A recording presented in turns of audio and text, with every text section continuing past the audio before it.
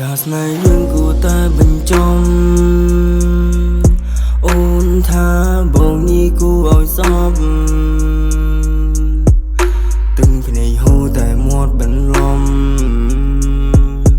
គិនច្រើនពេកបងស្ទើរតែលំប្រំថារូបបងគួរតែដោលេងអូនណាយអូនបងស្ទើរវង្វេង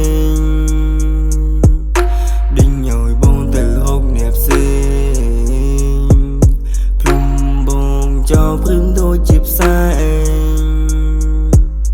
រឿងរ៉ាវកន្លងស្នេហាអូនហើយនឹងបង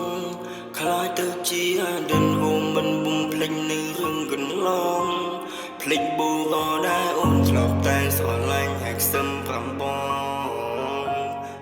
ងថាមួយជីវិតនេះស្រឡាញ់តែបងអូនថាស្នេហ៍យើងគួរតែបញ្ចំថាបងនេះគួរឲ្យសព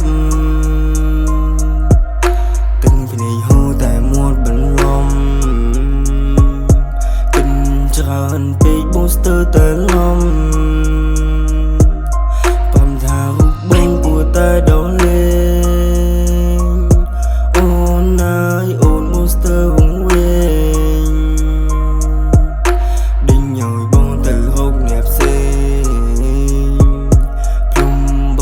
ចោលព្រមដូចជាផ្សែងអូនជិះទៅចង់ទៅផ្ដើមស្នេហ៍ថ្មីអូនចង់ពេលនេះបងចង់ប្រាំថាបងលេងសល់លើអ្វីទាំងងងសល់តែសំបកខ្លួនជាមួយទាំងភ្នែកដែលគ្មានន័យសង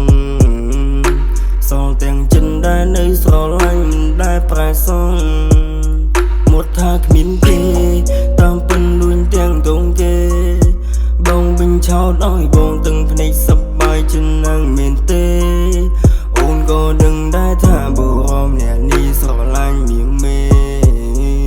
ស្រឡាញ់អូននេះស្មើជីវិតអូនមានដឹងទេ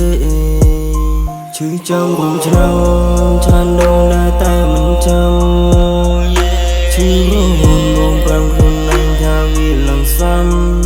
ក្បល់តាមពីដំបូងដែលអូននឹងបងទាំងបានស្រឡាញ់នៅពេលនេះក៏ត្រូវចោះចា